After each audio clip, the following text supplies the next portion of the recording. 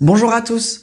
Aujourd'hui, on va parler d'un sujet très important. Tellement important qu'il va probablement définir les futurs rapports de force économiques dans le monde au cours des prochaines années.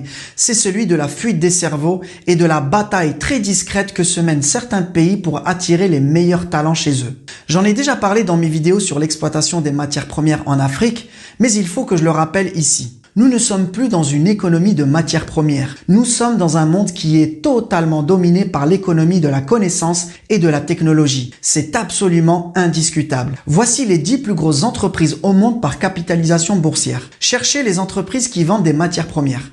Vous aurez du mal à les trouver parce qu'en fait, il n'y en a qu'une seule. C'est Saudi Aramco, la société qui exploite le pétrole en Arabie Saoudite. Et encore, si elle est si grosse, c'est parce qu'elle a quasiment le monopole sur les plus grandes réserves mondiales puisqu'elle appartient à l'État saoudien. Mais toutes les autres grosses entreprises ne vendent qu'une seule chose, de la technologie et de la connaissance. Et quand on voit le total des capitalisations, on voit bien qu'aujourd'hui, la valeur qui est créée par l'exploitation des matières premières, elle est totalement ridicule par rapport à la valeur qui est créée par la technologie et la connaissance. Si on ne voit pas ça, on ne comprend pas la réalité économique d'aujourd'hui. Je veux rappeler ici un exemple dont j'ai déjà parlé en détail dans cette vidéo et qui concerne l'industrie automobile. Sur une voiture américaine qui coûte 44 000 $, les matières premières ne représentent que 3 600 $ et l'énergie 1 500 $.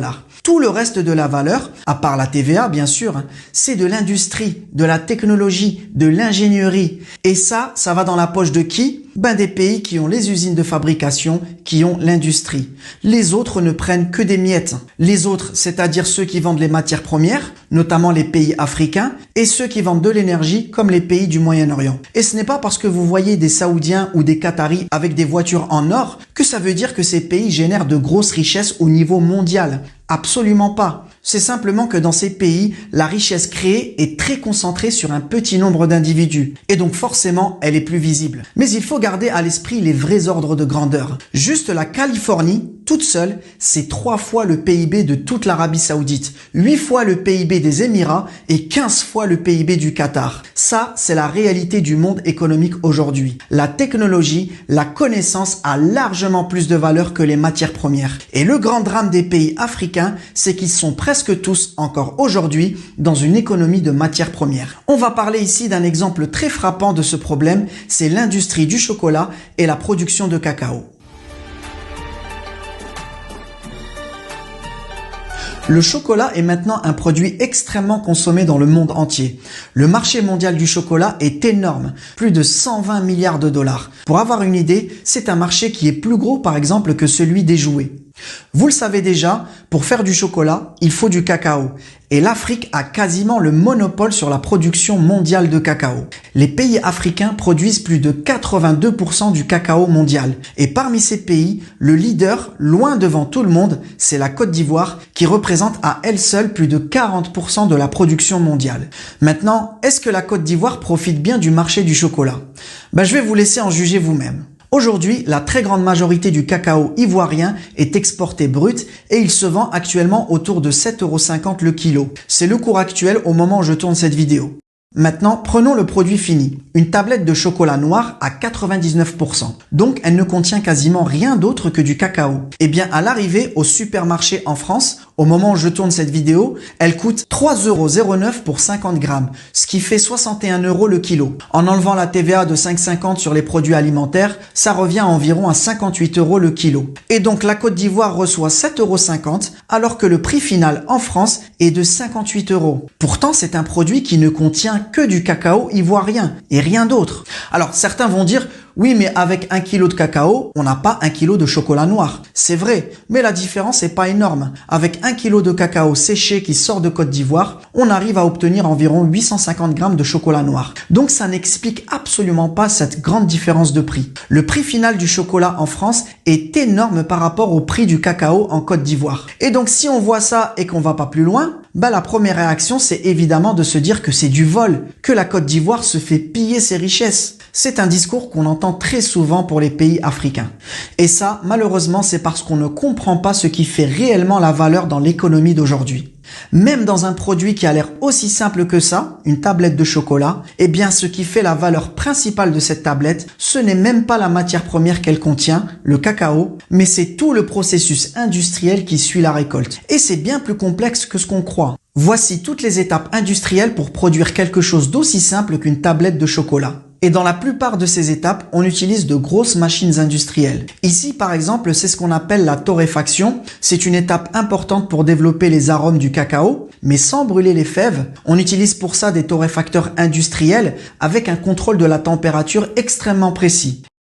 Ici, on a l'étape qui s'appelle le tempérage. C'est l'étape qui sert à stabiliser les cristaux de beurre de cacao et c'est grâce à cette étape qu'on peut avoir un chocolat brillant et cassant. Et en fait, à chaque étape du processus, le produit prend de la valeur jusqu'à sa valeur finale dans les rayons du magasin. Et dans chacune de ces étapes, ce qui coûte cher, c'est essentiellement l'ingénierie, la technologie et donc c'est de la connaissance. Et c'est tout ça qu'on appelle la chaîne de valeur d'un produit. Maintenant, qui profite réellement de cette chaîne de valeur pour cette tablette de chocolat? Est-ce que c'est la Côte d'Ivoire ou est-ce que c'est la France? Eh bien en fait, ni l'un ni l'autre. Regardez dans quel pays est réalisée chacune de ces étapes. Bon, vous avez compris quel est le pays qui en profite le plus. C'est évidemment la Suisse, parce que c'est en Suisse que se déroule toute la production, toutes les étapes avec une forte valeur ajoutée. Dans cette chaîne de valeur, du point de vue économique, on comprend tout à fait pourquoi la Côte d'Ivoire ne touche que 7,50 € sur un produit final de 58 €. Et on comprend bien pourquoi l'Afrique ne génère qu'une très petite part de la richesse mondiale. Le cacao ne vaut en fait pas grand-chose dans le prix du chocolat, de même que toutes les matières premières dans cet iPhone ne valent pas grand-chose par rapport au prix final de l'iPhone. Tout l'uranium qu'on utilise dans cette centrale nucléaire ne vaut pas grand-chose dans le prix final de l'électricité. Toutes les matières premières dans cette voiture ne valent pas grand-chose par rapport au prix final de la voiture. Ce qui coûte cher, c'est toujours la technologie. Nous sommes dans une économie de la connaissance et de la technologie. Mais l'Afrique reste encore aujourd'hui dans une économie des matières premières. Maintenant, ça, c'est pas une fatalité. Il y a évidemment un espoir pour les pays africains. C'est d'essayer d'attirer les industriels et donc la technologie dans le pays et en même temps former les meilleurs talents, les meilleurs cerveaux africains pour continuer à développer ces technologies. Exactement comme l'ont fait les Chinois depuis 30 ou 40 ans. Mais encore faut-il que ces meilleurs cerveaux restent en Afrique. Et c'est là qu'on a un petit problème. L'Afrique est un continent qui regorge de cerveaux et de talents. 60% des Africains ont moins de 25 ans. L'Afrique est le continent qui a la population la plus jeune du monde et c'est le continent qui fait le plus d'enfants. En clair, les cerveaux de demain seront en grande partie africains. C'est absolument incontestable. Mais pour l'instant, ces cerveaux ne sont que très peu utilisés pour le développement de l'Afrique. Il n'y a pas assez de technologie sur le continent. Il n'y a pas assez de débouchés. Et donc ces cerveaux sont essentiellement aspirés par les grandes puissances économiques. Et c'est pas un hasard. Les grands pays ont tout fait pour attirer les meilleurs Africains ces 30 dernières années. Vous regardez dans tous les grands pays développés, ils ont tous, mais absolument tous, des mesures spéciales pour attirer les personnes qu'on appelle hautement qualifiées, les ingénieurs, les chercheurs, etc. Aux États-Unis, il y a un visa spécial qui s'appelle le visa H-1B qui est spécialement réservé pour les gens hautement qualifiés. Au Royaume-Uni, vous avez le Global Talent Visa. En France, ça s'appelle le passeport talent. L'Allemagne a très récemment modifié une loi sur l'immigration pour rendre plus facile l'arrivée des ingénieurs et des diplômés étrangers. Et même un pays comme la Chine essaie d'attirer cette catégorie de personnes. La Chine a mis en place ce qu'on appelle le visa type R, qui est spécialement conçu pour les gens très qualifiés ou diplômés. Et on a des lois similaires aux Émirats, au Canada, en Australie. Bref, en résumé, si vous êtes africain et que vous êtes diplômé et très qualifié, c'est-à-dire si vous êtes un bon cerveau africain, eh bien vous êtes la bienvenue partout. Et les exemples de cerveaux africains qui rayonnent à l'étranger, c'est pas non plus ce qui manque. Je vais donner ici quelques exemples dont les noms ne vous diront probablement rien, mais pourtant, ces gens qui viennent de pays africains apportent une plus-value exceptionnelle aux pays dans lesquels ils travaillent. Vous savez probablement que le secteur de l'intelligence artificielle est en plein boom. Et on connaît les grandes sociétés qui font avancer ce domaine comme Google, OpenAI ou Microsoft. Mais ce qu'on sait moins, c'est que la société derrière qui rend tout ça possible et qui est en réalité celle qui profite actuellement le plus de ce secteur, c'est Nvidia. Parce qu'elle a une technologie spécifique aux cartes graphiques, les GPU, qui sont utilisées dans l'IA. En seulement un an, la valeur boursière de Nvidia a totalement explosé. Elle a été multipliée par 10. Au moment où je tourne cette vidéo, Nvidia est tout simplement devenue la deuxième plus grosse entreprise au monde au niveau de sa capitalisation, devant Apple, Google et Amazon. Nvidia est valorisée actuellement à plus de 3200 milliards de dollars. Je sais pas si on se rend bien compte, la valeur de Nvidia, aujourd'hui, une seule entreprise, c'est plus que tout le PIB de la France. Le succès de cette entreprise est absolument incroyable. Et bien, parmi les meilleurs chercheurs et ingénieurs qui participent à ce succès chez Nvidia, il y a une Marocaine extrêmement talentueuse que peu de personnes connaissent,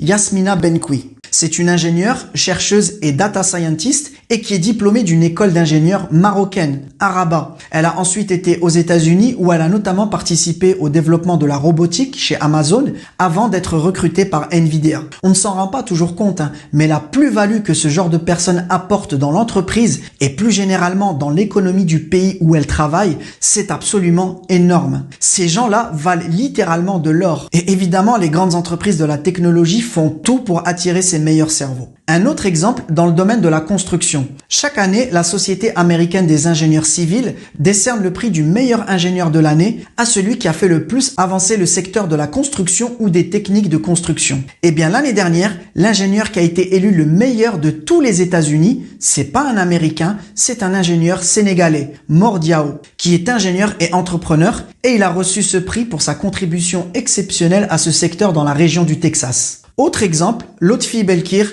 un chercheur et physicien algérien et aussi un entrepreneur à succès puisqu'il a créé l'un des premiers systèmes de scanner automatisés. Il a contribué à faire avancer la recherche au Canada et aux États-Unis et il travaille maintenant essentiellement au Qatar. Ces visages et ces noms ne vous disent probablement rien. Ce ne sont pas des stars du football ou des chanteurs. Pourtant, elle est bien là la plus grande richesse de l'Afrique. Nous sommes dans une économie de la connaissance et de la technologie. L'ensemble de ces gens-là, ces millions de cerveaux africains, ils ont une valeur largement plus grande que toutes les matières premières en Afrique. Tout le gaz, tout le pétrole, le cobalt, l'or, tout ce que vous voulez. Et l'un des plus grands problèmes de l'Afrique, c'est que la plupart de ces cerveaux sont encore aujourd'hui aspirés par les grandes puissances économiques.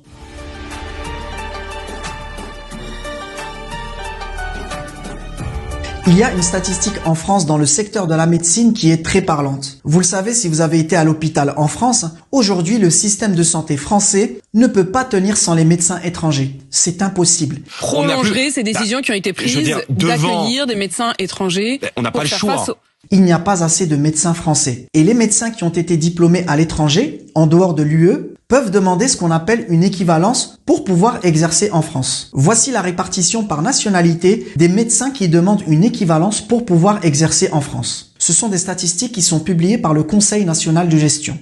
La moitié des médecins qui demandent l'équivalence en France sont des médecins algériens. Et si on ajoute les Tunisiens, on est déjà à plus de 65%, juste pour ces deux pays. Mais un médecin algérien qui vient exercer dans un hôpital en France, il n'a pas été formé par la France. Il a été formé par l'Algérie. C'est l'État algérien qui a financé et qui a fait les efforts nécessaires pour avoir beaucoup de médecins. D'autant plus qu'en Algérie, les études de médecine sont gratuites et financées par l'État. Si ensuite, quand ils ont leur diplôme, c'est-à-dire au moment où ils deviennent le plus utiles pour la société, ces médecins vont travailler en France, ils vont donc contribuer au système de santé français, alors qu'ils ont été formés et financés par l'État algérien. Vous conviendrez que c'est quand même totalement injuste. Quand la France a besoin de l'uranium au Niger, ou quand la Suisse a besoin du cacao en Côte d'Ivoire, c'est pas gratuit. Ils doivent l'acheter dans les pays africains. Pourquoi quand la France prend des médecins algériens, elle ne paye pas l'État algérien? Certains d'entre vous vont probablement sourire et se dire mais il est fou, pourquoi la France elle va payer pour ça? Parce que vous savez bien que c'est pas comme ça que ça se passe. Mais si on suit le principe de justice économique, c'est ce qui devrait se passer. L'État algérien fait de gros efforts pour former des médecins. Si ces médecins vont ensuite aider le système de santé français et pas le système algérien, en toute justice, la France devrait payer l'Algérie pour avoir formé ces médecins. Sauf que, qui a dit que le monde était juste? Le monde aujourd'hui, c'est surtout une question de concurrence et de rapport de force. Et chaque pays utilise les armes qu'il a. La France ne paye pas l'Algérie pour avoir ses médecins, tout comme le Royaume-Uni ne paye pas l'Inde pour avoir ses ingénieurs. Les États-Unis ne payent pas les pays africains pour avoir leurs meilleurs chercheurs. Si les grandes puissances économiques ne payent pas les autres pays pour prendre leurs hauts diplômés, c'est tout simplement parce qu'ils ont trouvé une autre solution. Il leur suffit juste de faire une chose, attirer directement ces hauts diplômés vers eux, parce qu'ils leur offrent de plus gros salaires, de meilleures perspectives de carrière et plus généralement un meilleur cadre de vie. C'est un des plus gros problèmes de l'économie africaine et c'est pas un problème qui est si facile que ça à résoudre parce que de leur côté, les pays industrialisés, eux, ils font tout pour aspirer ces cerveaux et même lorsqu'ils sont encore étudiants.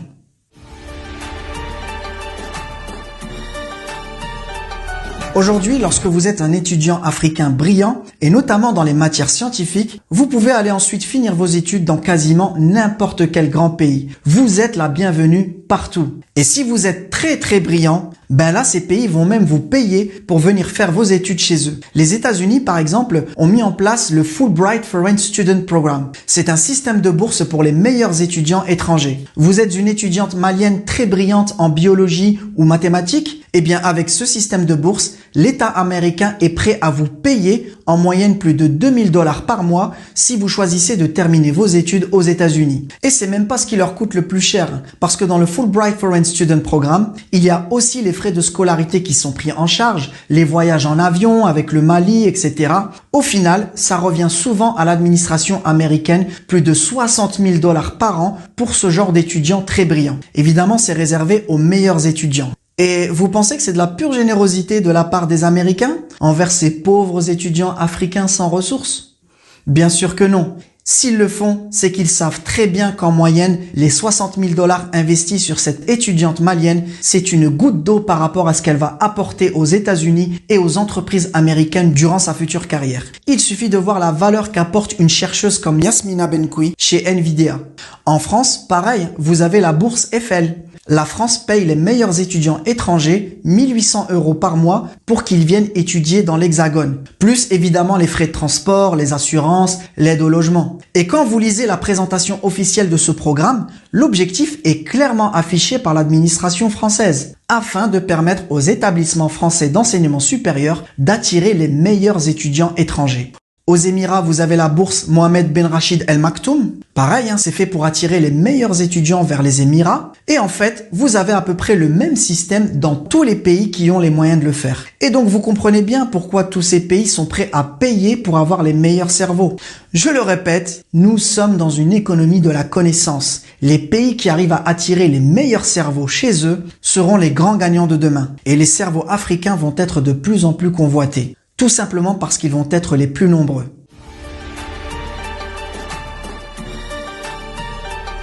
En France, regardez tous les étudiants étrangers. La moitié viennent d'un seul continent, l'Afrique. Et il faut bien comprendre que ce n'est pas n'importe quel étudiant africain qui arrive à être accepté dans une université en Europe. Ce sont en général les meilleurs. Et c'est encore plus vrai si on parle des écoles d'ingénieurs. Demandez à n'importe quel élève ingénieur en France, il vous le confirmera. Les élèves qui viennent des pays africains sont en général très forts dans les matières scientifiques, tout comme les élèves chinois d'ailleurs. Campus France a publié les dernières statistiques sur les étudiants étrangers et voici les 3 pays les plus représentés dans les écoles d'ingénieurs françaises. La Tunisie, la Chine et surtout le Maroc qui représente plus de 21%. Plus de 21% de tous les élèves ingénieurs étrangers en France sont des élèves ingénieurs marocains. C'est quand même considérable. Et c'est encore plus impressionnant quand on regarde l'école d'ingénieurs qui est aujourd'hui la meilleure en France selon les classements officiels, l'école polytechnique de Paris. Le concours de l'X, comme on appelle souvent cette école, c'est tout simplement le concours le plus prestigieux et le plus difficile à réussir aujourd'hui en France. Pour tous les élèves de classe préparatoire scientifique, réussir le concours de l'X, c'est clairement le rêve et très peu y arrivent. Eh bien, regardez les étrangers qui ont réussi ce concours l'année dernière en 2023. Un Tchèque, un Roumain ou une Roumaine, je ne sais pas si c'est un étudiant ou une étudiante, un Libanais, un Congolais, un Chinois, un Chilien, un Algérien, un Canadien, un Autrichien, 10 Tunisiens, ce qui est déjà pas mal, et 40 Marocains. 40 Marocains qui ont réussi le concours le plus difficile en France. C'est absolument incroyable. Le niveau de cette nouvelle génération de jeunes étudiants marocains est tout simplement phénoménal. Et c'est pas moi qui le dis, c'est justement la directrice des relations internationales de l'école polytechnique, Gaëlle Le Goff. Et si vous avez vu mes précédentes vidéos sur le développement de l'industrie et des technologies au Maroc ces dernières années, vous comprenez tout de suite que c'est pas tout à fait un hasard. Et je le répète, nous sommes dans une économie de la connaissance. Ces élèves ingénieurs-là, tout comme les chercheurs, que ce soit d'ailleurs les Marocains, les Chinois et les autres, c'est clairement le nouveau pétrole du 21e siècle. Il faut savoir que les grands groupes en France viennent souvent recruter les meilleurs élèves directement à la sortie de l'école. Et là encore, c'est pas un hasard. Pour les grands groupes français comme Stellantis, Michelin, Alstom, Air Liquide, pour tous ces groupes, avoir les meilleurs cerveaux, c'est aujourd'hui absolument vital s'ils veulent être compétitifs face aux grands groupes américains et aux groupes chinois. Et donc ces élèves ingénieurs représentent clairement une mine d'or aussi pour la France indirectement, y compris ces élèves ingénieurs marocains, évidemment. N'en déplaise à Monsieur Zemmour. Mais c'est la stricte réalité économique aujourd'hui. Maintenant, concernant ces Marocains, qui va effectivement profiter de ces cerveaux? Est-ce que c'est la France? Est-ce que c'est le Maroc? Ou même les États-Unis? Vous l'avez compris, ça dépend évidemment de ce que vont faire ces jeunes après leur diplôme. Et c'est ce qu'on essaiera de comprendre dans une prochaine vidéo. Voilà, c'est tout pour aujourd'hui. Comme d'habitude, un grand merci si vous suivez mes vidéos. N'hésitez pas à laisser votre avis en commentaire et je vous dis à très bientôt.